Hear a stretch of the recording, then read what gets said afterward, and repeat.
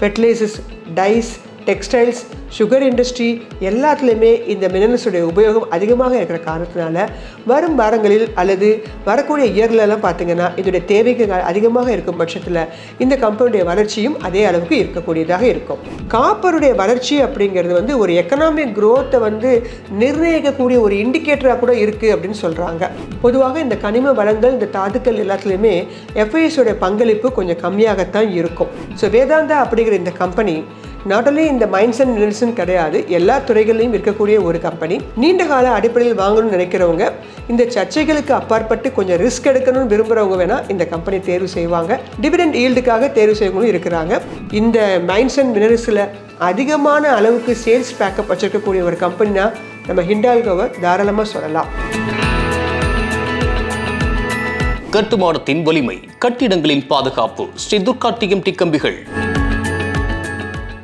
News cafe நேயர்களுக்கு வணக்கம். நம்ம வாரம் சில செக்டர்ஸ் பார்த்துட்டு இருந்தோம் இல்லையா? ட்ரெண்டிங் செக்டர், ட்ரெடிஷ்னல் செக்டர், அந்த மாதிரி சில அன்னோன் செக்டர்ஸ் அப்படிலாம் கூட பார்த்துட்ருக்கோம். அந்த வரிசையில் நம்ம இந்த வாரம் பார்க்க போகிற ஒரு செக்டர் என்னென்னு கேட்டிங்கன்னா, இதுவும் அதே மாதிரி தான் ரொம்ப பிரபலமான ஒரு செக்டர் அப்படிலாம் சொல்ல முடியாது. ஆனால் ரொம்ப நம்ம டே டு டே லைஃப்பில் இந்த செக்டர் வந்து கண்டிப்பாக யூஸ் பண்ணிகிட்ருப்போம். அது என்ன அப்படின்னு கேட்டிங்கன்னா, மைன்ஸ் அண்ட் மினரல் செக்டர் அப்படின்னு ஒரு செக்டர் இருக்குது. அதாவது ஸ்டீல் சம்மந்தப்பட்டதுன்னு இரும்பு பொருட்களை மட்டும் உற்பத்தி பண்ணுறது அப்படின்னு பார்த்தீங்கன்னா அது ஸ்டீல் செக்டர் அப்படிங்கிற வரிசையில் வந்துடும். இது இரும்பு அல்லாத பொருட்களை வந்து மேனுஃபேக்சரிங் பண்ணுவாங்க. அந்த பொருட்களை பயன்படுத்தி அடுத்தடுத்த பை ப்ராடக்ட்ஸ் எல்லாம் பண்ணுவாங்க. ஸோ அந்த மாதிரி இருக்கக்கூடிய ஒரு துறை தான் இந்த மைன்ஸ் அண்ட் மினரல் செக்டர் அப்படிங்கிறது. வேர்ல்டு லெவலில் எங்கேயாவது ஒரு இடங்களில் வந்து பார்த்தீங்கன்னா மைன்ஸ், சுரங்கங்களை ஏற்படுத்தி தாதுக்களை வந்து வெட்டி எடுக்கிறது, இந்த மாதிரி விஷயங்கள்லாம் நீங்கள் நிறைய இடத்துல கேள்விப்பட்டிருப்பீங்க. அந்த செக்டர் பற்றி தான் நம்ம இந்த வரிசையில் பார்க்க போகிறோம். இந்த செக்டர் வந்து பொறுத்த மட்டும் பார்த்தீங்கன்னா ரெண்டு வகையாக பிரிக்கிறாங்க. ஒன்று ப்ரீசியஸ் மெட்டல், இன்னொன்று பேஸ் மெட்டல்ஸ். ப்ரீசியஸ் மெட்டல்ஸ் அப்படிங்கிறது கோல்டு, சில்வர், டைமண்டு அந்த மாதிரி வகைகளில் இருக்கக்கூடிய மைன்ஸ்லேருந்து எடுத்து அதை ஜுவல்லரியாக எடுக்கிறது, காயின்ஸாக பண்ணுறது, பிஸ்கட்ஸாக பண்ணுறது, இந்த மாதிரி பல விதத்தில் வந்து இன்வெஸ்ட்மெண்ட் பர்பஸ்க்கு அதை யூஸ் பண்ணிட்டு இருக்கிறாங்க.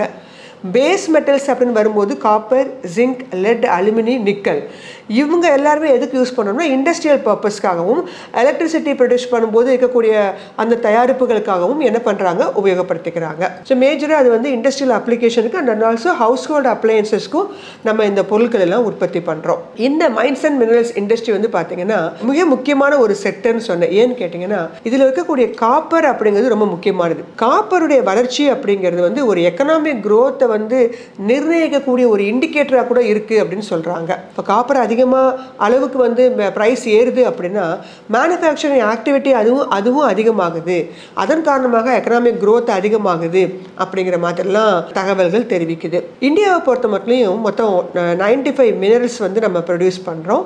இதில் 4 வந்து fuel பர்பஸ்க்காகவும், 10 metallic, 23 non metallic, 3 atomic and 55 minor மினரல்ஸை நம்ம வந்து உற்பத்தி பண்ணிகிட்ருக்கோம். மினரல்ஸ் வந்து ரொம்ப அதிகமாக யூஸ் பண்ணுறது எங்கன்னு கேட்டிங்கன்னா எலக்ட்ரிசிட்டி ப்ரொடக்ஷனில் அதிகமாக யூஸ் பண்ணிட்டு இருக்காங்க. இந்த செக்டர் வந்து ஒரு க்ரோயிங் செக்டர். ஏன் அப்படின்னு கேட்டிங்கன்னா நமக்கு அடுத்து இருக்கக்கூடிய ட்ரெண்டிங் செக்டரான renewable energy, electric vehicles, rural electrification, இது எல்லாத்துக்குமே இந்த செக்டருடைய தேவைகள் அதிகமாக இருக்குது. மேக் இன் இண்டியா மூலமாக நிறைய இண்டஸ்ட்ரிகள்லாம் உற்பத்தி ஆகுது. அப்போ அங்கே தேவைப்படக்கூடிய ஒரு மிக முக்கியமான மினரல்ஸாக காப்பர், ஜிங்க், லெட், அலுமினி இதெல்லாம் இருக்கக்கூடியது. அதே மாதிரி பார்த்திங்கன்னா ஸ்மார்ட் சிட்டி, கன்ஸ்ட்ரக்ஷன் துறைகள்லையும் பார்த்திங்கன்னா இந்த மினரல்ஸோட தேவைகள் அதிகமாக இருக்குது. ஸோ அப்படிப்பட்ட இந்த மைன்ஸ் அண்ட் மினரல்ஸ் அப்படிங்கிற இந்த செக்டரில் இருக்கக்கூடிய சில முக்கியமான ஒரு சில 5 கம்பெனிகளை பற்றி நம்ம பார்க்க போகிறோம். இது என்னுடைய தனிப்பட்ட கருத்து தான். நேயர்கள் எப்பொழுதுமே இந்த மாதிரி ஷேர் சம்மந்தப்பட்ட விஷயங்கள் ஃபண்டமெண்டல்ஸ் கொடுக்கும்போது நீங்களும் ஒரு முறை திறனாய்வு செய்து உங்களுக்கு பிடித்த கம்பெனிகளாக நீங்கள் வாங்கி வைத்துக்கொள்ளுங்கள். இது ஒரு எஜுகேஷனல் பர்பஸ்க்கான வீடியோ, பை செல் வீடியோ அல்ல. மைன்ஸ் அண்ட் மினரல் செக்டர் வரிசையில் நாம் இன்னைக்கு பார்க்க போகிற முதல் கம்பெனி ஹிந்துஸ்தான் ஜிங்க் அப்படிங்கிற இந்த கம்பெனி. இந்த பதிவின் போது இவங்களுடைய கரண்ட் மார்க்கெட் ப்ரைஸ் 640 அப்படிங்கிற இடத்துல ட்ரேட் ஆகிட்டு இருக்கு. இவங்களுடைய மார்க்கெட் கேப் 2,70,483 கோடி. ஃபேஸ் வேல்யூ 2 ரூபா இருக்கக்கூடிய கம்பெனி. ஹை டிவிடெண்ட் தரக்கூடிய கம்பெனி, 2% கொடுத்துட்டு இருக்காங்க. இவங்க ஒரு மார்க்கெட் லீடர். நல்ல ஒரு ஸ்ட்ராங்கான ஃபினான்ஷியல்ஸ் இருக்கக்கூடிய ஒரு கம்பெனி. ரிட்டர்ன் ஆன் ஈக்விட்டியாக 55% வச்சுருக்கிறாங்க. நெட் சேல்ஸ் 28,932 கோடியாகவும் இவங்களுடைய ப்ராஃபிட் 7,759 கோடியாகவும் இருக்குது. இந்த கம்பெனியோட dead equity ratio 0.56. Promoter 64%, domestic institutional investors இதில் அதிகமான அளவுக்கு இருக்கிறாங்க, 32% இருக்காங்க. எஃப்ஐஎஸ் இதில் கொஞ்சம் கம்மி. பொதுவாக இந்த கனிம வளங்கள், இந்த தாதுக்கள் எல்லாத்துலேயுமே எஃப்ஐஎஸோட பங்களிப்பு கொஞ்சம் கம்மியாகத்தான் இருக்கும். இந்த கம்பெனி வந்து ஒரு பெரிய ஒரு இன்டகிரேட்டட் ப்ரொடியூசர்னு சொல்லலாம். ஜிங்க் அண்ட் லெட் ரெண்டுமே பண்ணுறாங்க. இந்த கம்பெனி கன்ஸ்ட்ரக்ஷன் துறையிலையும் இருக்காங்க. இன்ஃப்ராஸ்ட்ரக்சர், ஹவுஸ்ஹோல்ட் அப்ளையன்சஸ் எல்லாத்துக்குமே இந்த ஜிங்க் மெட்டீரியல் மிகவும் தேவையான ஒரு பொருளாக இருக்குது. அதே சமயம் பேட்டரி, இப்போ பார்த்தீங்கன்னா எலக்ட்ரிக் வெஹிக்கிள்ஸ் பேட்டரியிலையும் இந்த மினரல்ஸுடைய தேவைகள் அதிகமாக இருக்குது. Fertilisers, dyes, textiles, sugar industry எல்லாத்துலேயுமே இந்த மினரல்ஸுடைய உபயோகம் அதிகமாக இருக்கிற காரணத்தினால வரும் வாரங்களில் அல்லது வரக்கூடிய இயர்லலாம் பார்த்திங்கன்னா இதோடைய தேவைகள் அதிகமாக இருக்கும் பட்சத்தில் இந்த கம்பெனியுடைய வளர்ச்சியும் அதே அளவுக்கு இருக்கக்கூடியதாக இருக்கும். இந்த company second largest zinc producer world லெவலில் சொல்லலாம். அதே மாதிரி 5வது இடத்துல இருக்கிறாங்க சில்வர் ப்ரொடியூசிங் பண்ணுறதில்ல. இந்த கம்பெனி வந்து power and thermal power plants அதெல்லாம் வச்சுருக்கிறாங்க. இப்போ இருக்கக்கூடிய க்ரீன் எனர்ஜி ப்ராஜெக்ட்ஸ்லாம் இவங்களுடைய பங்களிப்பு அதிகமாக இருக்குது. லார்ஜஸ்ட் லெவலில் அண்டர் கிரவுண்டில் ஜிங்க் மைனிங் ஆப்ரேஷன் பண்ணக்கூடிய கம்பெனியாக இருக்கக்கூடிய இந்த ஹிந்துஸ்தான் ஜிங்க் அப்படிங்கிற இந்த கம்பெனி ஒரு மைன்ஸ் அண்ட் மினரல் செக்டர் வரிசையில் ஒரு தரமான இடத்தை பிடிச்சிருக்கு அப்படின்னு நம்ம சொல்லலாம். இரண்டாவதாக நம்ம இந்த வரிசையில் பார்க்க போகிற கம்பெனி நால்கோ அப்படின்னு சொல்லக்கூடிய நேஷனல் அலுமினியம் அப்படிங்கிற கம்பெனி. இந்த கம்பெனி வந்து 1981 நிறுவப்பட்டது. இவங்க வந்து மெயினாக மேனுஃபேக்சர் பண்ணுறது அலுமினா அண்டு அலுமினியம் மெட்டீரியல்ஸ் தான். இந்த கம்பெனி ஒரு Navratna company. Under ministry of mines category கீழே இவங்க வர்றாங்க. Largest integrated bauxite, alumina and aluminium producer இந்த கம்பெனி. இந்த கம்பெனி எக்ஸ்போர்ட்ஸும் பண்ணுறாங்க. சைனா, இந்தோனேஷியா, மலேசியா, சிங்கப்பூர் போன்ற நாடுகளுக்கும் தங்களுடைய பொருட்களை வந்து என்ன பண்ணுறாங்க, எக்ஸ்போர்ட்ஸ் பண்ணுறாங்க. எக்ஸ்போர்ட் வந்து 45% பண்ணுறாங்க. டொமஸ்டிக் சேல்ஸ் வந்து 55% தன்னகத்தை வச்சுருக்கிறாங்க. இந்த கம்பெனி வந்து பார்த்திங்கன்னா மெயினாக வந்து brown field and green field ப்ராஜெக்ட்ஸில் எல்லாத்துலேயுமே இவங்களுடைய பங்களிப்பு அதிகம். இந்த பதிவின் போது இவங்களுடைய கரண்ட் மார்க்கெட் ப்ரைஸ் 188 ரூபாயும், மார்க்கெட் கேப் 34,492 கோடியாகவும் இருக்குது. ஃபேஸ் வேல்யூ 5 ரூபாய் இருக்கக்கூடிய கம்பெனி. டிவிடெண்ட் ஈல்டாக 2.37% வச்சுருக்கிறாங்க. Return on equity 12%. இந்த கம்பெனி ஒரு ஜீரோ டெப்ட் கம்பெனி. நல்ல ஹை டிவிடெண்ட் தரக்கூடிய ஒரு கம்பெனி. நெட் சேல்ஸ் 3,579 கோடியாகவும் இவங்களுடைய ப்ராஃபிட் 1,761 கோடியாகவும் இருக்குது. எஃப்ஐஎஸ் 10% வச்சுருக்கிறாங்க. Domestic institutional investors 19% and promoter 51% வச்சுருக்கிறாங்க. நல்ல ஸ்ட்ராங் ஃபினான்ஷியல்ஸ் இருக்கக்கூடிய கம்பெனி. ஜி ஃபேக்டர்னு சொல்லக்கூடிய இந்த ஃபேக்டரில் ஒரு 5 மதிப்பெண்களை பெற்றிருக்கிறாங்க. இந்த நேஷனல் அலுமினியம் நால்கோன்னு சொல்கிற கம்பெனி மைன்ஸ் அண்ட் மினரல் வரிசையில் அலுமினியம் துறையில் ஒரு மிக முக்கியத்துவம் வாய்ந்த ஒரு கம்பெனியாக கருதப்படுது. நீண்ட கால அடிப்படையில் வாங்கணும்னு நினைக்கிறவங்க இந்த பங்கை பற்றி நீங்கள் கொஞ்சம் ஆலோசிக்கலாம். மைன்ஸ் அண்ட் மினரல் வரிசையில் ஒரு சர்ச்சைக்கு உள்ளான ஒரு கம்பெனி, ஆனால் ஒரு மிக முக்கியமான ஒரு கம்பெனி. டிவிடெண்ட் தரக்கூடிய வரிசையில் இந்த கம்பெனிக்கு ஒரு மிக முக்கியத்துவமான ஒரு இடத்தை கொடுத்து வச்சுக்கிறாங்க. அப்படி ஒரு கம்பெனி யாருன்னு பார்த்தீங்கன்னா எல்லாருக்கும் நன்கு அறிமுகமான வேதாந்தா அப்படின்னு சொல்லக்கூடிய இந்த கம்பெனி. இந்த கம்பெனி சமீப காலத்தில் நீங்கள் நிறைய பேப்பர்ஸ் எல்லாம் பார்த்துருப்பீங்க. நம்ம தூத்துக்குடி சைட்லலாம் இவங்களுடைய ஆலைகள் வந்து மூடப்படுது, அதன் காரணமாக ரேட் இறங்கிடும், அந்த மாதிரிலாம் இருந்த கம்பெனி. ஒரு காலத்தில் இறங்கிட்டு தான் இருந்தது. பிற்பாடு கொஞ்சம் அவங்க தங்களை ஸ்டெபிலைஸ் பண்ணிட்டாங்க. ஏன்னா அங்கே மட்டும்தான் அவங்களுடைய ஆலை அப்படிங்கிறது கிடையாது. இந்த கம்பெனிலாம் வேர்ல்டு லெவலில் ஈவன் அக்ராஸ் த இந்தியா இருக்கக்கூடிய கம்பெனி. அதனால் சமீப காலமாக இந்த கம்பெனியுடைய விலை வந்து சற்று அதிகரித்து காணப்படுது. இவங்க இப்போது செமிகண்டக்டர் துறையிலையும் தங்களுடைய கால் தடத்தை பதித்திருக்க காரணத்தினால இவங்களுடைய விலை தற்போது இந்த பதிவின் போது 438 ரூபா அப்படிங்கிற இடத்துல ட்ரேட் ஆகிட்டு இருக்கு. இவங்களுடைய மார்க்கெட் கேப் 1,71,275 கோடி. Large cap company. Face value 1 ரூபாய் இருக்கக்கூடிய கம்பெனி. டிவிடெண்ட் ஈல்டாக 6.72% தராங்க. இந்த கம்பெனி இவங்க ஒரு பெரிய ஒரு ப்ராஃபிட்டபிள் கம்பெனி அப்படின்னு சொல்ல முடியாது. இருந்த போதிலும் நல்ல ஒரு ஹை டிவிடெண்ட் தரக்கூடிய கம்பெனி. டிவிடெண்டுக்காக மட்டுமே இந்த கம்பெனியை வாங்கி வச்சுருக்கவங்கள நான் பார்த்துருக்கேன். ரிட்டர்ன் ஆன் ஈக்விட்டியாக 10% கொடுக்குறாங்க. நெட் சேல்ஸ் 35,509 கோடியாகவும் இவங்களுடைய ப்ராஃபிட் ஆஃப்டர் டேக்ஸ் 3,679 கோடியாகவும் வச்சுருக்கிறாங்க. டெட் ஈக்விட்டி உங்கள்கிட்ட இருக்கிற ஏற்கனவே சொன்னேன் இல்லையா, கடனும் அதிகமாக தான் இருக்குது. கடன் தொகையெல்லாம் குறைக்க ஆரம்பித்தாங்கன்னா இவங்களுடைய விலை இன்னும் அதிகமாவதற்கு வாய்ப்புகள் உண்டு. FIs 12%, domestic institutional investors 15%, promoter 56% வச்சுருக்கிறாங்க. இந்த கம்பெனி ஒரு டைவர்சிஃபைடு நேச்சுரல் ரிசோர்ஸ் குரூப் அப்படின்னே சொல்லலாம். ஏன்னா இவங்க வந்து வெறும் ஒரே ஒரு பொருளை வந்து உற்பத்தி பண்ணுறவங்க கிடையாது. இவங்க பலதரப்பட்ட மினரல்ஸ், ஆயில் அண்ட் கேஸ், இப்படி பல துறைகளில் தங்களுடைய பிஸ்னஸை வச்சுருக்கிறாங்க.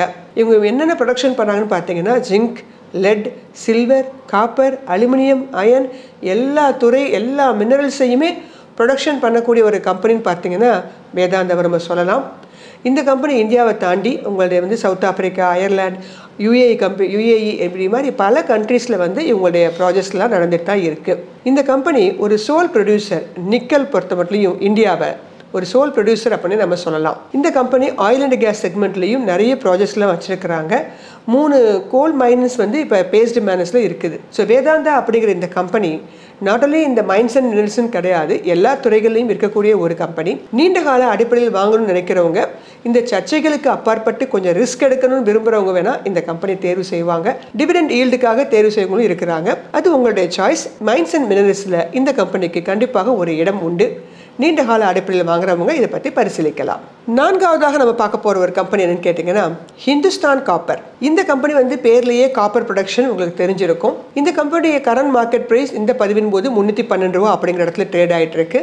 இவங்களுடைய மார்க்கெட் கேப் 30,152 கோடி. ஃபேஸ் வேல்யூ 5 ரூபா இருக்கக்கூடிய கம்பெனி. டிவிடெண்ட் ஈல்டாக 0.3 கொடுத்துட்ருக்காங்க. இவங்களுடைய நெட் ப்ராஃபிட் 295 கோடியாகவும், இவங்களுடைய ஃபாரின் இன்ஸ்டிடியூஷனல் இன்வெஸ்டர்ஸ் இல்லைனா ரொம்ப கம்மி 3%, டொமஸ்டிக் இன்ஸ்டிடியூஷனல் இன்வெஸ்டர்ஸ் 9%, ப்ரமோட்டர்ஸ் 66% வச்சிருக்காங்க. ரிட்டர்ன் ஆன் ஈக்விட்டியாக 13% கொடுத்துருக்க கம்பெனி. இந்த கம்பெனி டெட் ஈக்விட்டி ரொம்ப கம்மி தான், 0.10. இந்த கம்பெனி 1967 தொடங்கப்பட்ட கம்பெனி. இவங்க தான் first Indian public sector undertaking company அப்படின்னே சொல்லலாம். இந்த கம்பெனி ஒரு காப்பர் ப்ரொடியூசரில் ஒரு மெயினான ஒரு பங்களிப்பை வைத்திருக்கக்கூடிய ஒரு கம்பெனி. இந்த கம்பெனி காப்பர் மைனிங், அதுக்கப்புறமாக அந்த காப்பர் ப்ராடக்ட்ஸையும் தயாரித்து தரக்கூடிய ஒரு கம்பெனியாக இருக்கிறாங்க. மோர் தென் 80% ஆஃப் த கண்ட்ரியோடைய காப்பருடைய யூசேஜ் எல்லாமே இந்த கம்பெனிலேருந்து தான் வழங்கப்பட்டு வருது. நல்ல வைட் டிஸ்ட்ரிபியூஷன் நெட்வொர்க்கு, அதே மாதிரி வெல் எஸ்டாப்ளிஷ்டு கஸ்டமர் பேஸ் இருக்கக்கூடிய ஒரு கம்பெனி இந்த ஹிந்துஸ்தான் காப்பர் அப்படிங்கிற இந்த கம்பெனி. இந்த கம்பெனி வந்து பார்த்தீங்கன்னா மோர் யூஸ்ஃபுல் மினரல்ஸ், ரினியூவபிள் எனர்ஜிலையும் எலக்ட்ரிக் வெஹிக்கிள்ஸ்லையும் மிக முக்கியமான ஒரு இடத்தை பெற்றிருக்கக்கூடிய கம்பெனி. காப்பருடைய உபயோகம் அப்படிங்கிறது எல்லாருக்குமே உங்களுக்கு தெரிஞ்சிருக்கும். ஹவுஸ் ஹோல்டு அப்ளையன்ஸ் இப்படி எல்லா இடத்துலையுமே காப்பர் அப்படிங்கிறது மிக முக்கியத்துவம் வாய்ந்த ஒரு கனிமம். ஸோ அந்த வரிசையில் இந்த கம்பெனிக்கு ஒரு தரமான இடம் உண்டு. அண்டர் கிரவுண்ட் ப்ராஜெக்ட்ஸும் ஏற்கனவே எடுத்து பண்ணிகிட்டு இருக்காங்க. ஸோ ஹிந்துஸ்தான் காப்பர் அப்படிங்கிற இந்த கம்பெனி ஒரு நீண்ட கால அடிப்படையில் வாங்கணும்னு நினைக்கிறவங்களுக்கு ஒரு நல்ல தரமான சாய்ஸாக இருக்கக்கூடும். மைன்ஸ் அண்ட் மினரல் செக்டர் வரிசையில் இந்த கம்பெனிக்கு மிக முக்கியமான ஒரு இடம் உண்டு. ஆதித்யா பிர்லா குரூப்பில் இருக்கக்கூடிய மிக முக்கியமான ஒரு கம்பெனியில் மைன்ஸ் அண்ட் மினரல் செக்டர் வரிசையில் இருக்கக்கூடிய ஒரு கம்பெனி தான் ஹிண்டால்கோ அப்படின்னு சொல்லக்கூடிய இந்த கம்பெனி. இந்த பதிவின் போது கரண்ட் மார்க்கெட் ப்ரைஸ் 656 அப்படிங்கிற இடத்துல ட்ரேட் ஆகிட்டு இருக்கு. இவங்களுடைய மார்க்கெட் கேப் 1,47,417 கோடி. Large cap company. இவங்க மேஜராக வந்து பார்த்தீங்கன்னா அலுமினியம் ப்ராடக்ட்ஸில் தான் இவங்க மெயினான அளவுக்கு தங்களுடைய பிஸ்னஸை வச்சுருக்கிறாங்க. ஸ்வாட் அனாலிசிஸில் கிட்டத்தட்ட ஸ்ட்ரென்த்தாக ஒரு 5 பாயிண்ட்ஸ் வச்சுருக்கிறாங்க. ஃபேஸ் வேல்யூ 1 ரூபாய் இருக்கக்கூடிய கம்பெனி. டிவிடெண்ட் ஈல்டு தரக்கூடிய கம்பெனி. ஒரு ஸ்ட்ராங் ஃபினான்ஷியல்ஸ் அப்படின்னு சொல்லலாம். Nowadays mutual fund and foreign institutional இன்வெஸ்டர்ஸ்லாம் கொஞ்சம் வாங்குறதுக்கு ஆரம்பிச்சிருக்காங்க. அதன் காரணமாகத்தான் விலை ஏறிக்கொண்டு இருக்குது அப்படின்னு சொல்லலாம். இவங்களுடைய நெட் ப்ராஃபிட் பார்த்தீங்கன்னா 10,088 கோடி. ரிட்டர்ன் ஆன் ஈக்விட்டியாக 10% கொடுத்துட்ருக்காங்க. டெட் ஈக்விட்டி சமீப காலமாக குறைக்கப்பட்டு வருது. 0.62 அப்படிங்கிற இடத்துல இருக்கிறாங்க. Promoter 34%, foreign institutional investors 26%, domestic institutional investors 29%, public நாம 8% வச்சிருக்கிறோம். நெட் சேல்ஸாக 2,23,202 கோடி வச்சிருக்கிறாங்க. இந்த மைன்ஸ் அண்ட் மினரல்ஸில் அதிகமான அளவுக்கு சேல்ஸ் பேக்கப் வச்சிருக்கக்கூடிய ஒரு கம்பெனினா நம்ம ஹிண்டால்கோவை தாராளமாக சொல்லலாம். இவங்களுடைய காம்படிட்டர்ஸாக இருக்கக்கூடிய மற்ற எல்லாரையும் விட இந்த கம்பெனி ஒரு மார்க்கெட் லீடர் அப்படின்னு சொல்லலாம். 1958 ஆதித்யா பிர்லா குரூப்பால் நிறுவப்பட்டது இந்த கம்பெனி. அலுமினியம் அண்ட் காப்பர் தான் இவங்களுடைய மேஜரான ப்ராடக்ட்ஸு. அலுமினியம் வரிசையில் 16%, காப்பர் வரிசையில் 19% வச்சிருக்கக்கூடிய ஒரு கம்பெனி. காப்பரை பொறுத்த மட்டும் copper rods, sulphuric acid, gypsum copper இதெல்லாம் தயாரிக்கிறாங்க.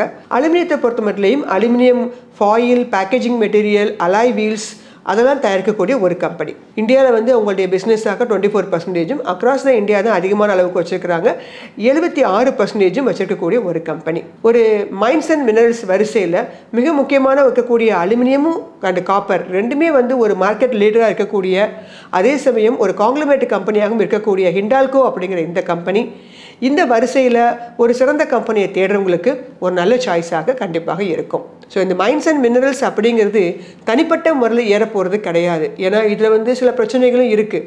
சுரங்க உற்பத்திகள்லாம் உங்களுக்கு வந்து பிரச்சனையாகும் போது கவர்மெண்ட்டுடைய ரெகுலேஷன்ஸ்னாலையும் இந்த கம்பெனிகளுக்கெல்லாம் சில பல பிரச்சனைகள் இருக்குது. ஆனால் எதிர்காலத்தில் மூவ் ஆகக்கூடிய செக்டர்ஸ்ன்னு பார்க்கும்போது renewable energy and electric vehicle, defence sector, இதுக்கெல்லாம் ஒரு தரமான ஒரு இடத்தை நம்ம கொடுக்கும்போது அதற்கு தேவைப்படக்கூடிய பொருட்களையும் இயந்திரங்களையும் எங்கேருந்து கொண்டு வராங்க? இந்த மைன்ஸ் அண்ட் மினரல்ஸ்லேருந்து தானே. ஸோ அப்போ இந்த செக்டர்களும் ஏறுவதற்கான வாய்ப்புகளும் இருக்குது. அப்படிங்கிற காரணத்தினால்தான் இந்த பதிவின் போது நான் உங்களுக்கு இந்த செக்டர் கொண்டு வந்திருக்கேன். இந்த 5 கம்பெனிகளையும் நீங்கள் நன்றாக திறனாய்வு செய்து, இன்னும் நிறைய கம்பெனிஸ் இருக்குது, அதில் சிறப்பாக இருக்கக்கூடிய சில கம்பெனிகள் நான் உங்களுக்கு கொடுத்துருக்கேன். நீங்களும் நன்றாக திறனாய்வு செய்து மைன்ஸ் அண்ட் மினரல் செக்டரில் ஏதாவது ஒரு கம்பெனி நீங்கள் உங்களுடைய போர்ட்ஃபோலியோவில் நீங்கள் வைத்துக்கொண்டால் நீண்ட கால அடிப்படையில் வாங்குறவங்களுக்கு இந்த செக்டர் நல்ல லாபத்தை கொடுக்கக்கூடிய செக்டராகவே கண்டிப்பாக அமையும். நன்றி, வணக்கம். இந்த வீடியோ உங்களுக்கு பிடிச்சிருந்தா லைக் பண்ணுங்க, ஷேர் பண்ணுங்க, கமெண்ட் பண்ணுங்க, மறக்காம பெல் பட்டனை கிளிக் பண்ணிட்டு சப்ஸ்கிரைப் பண்ணிடுங்க.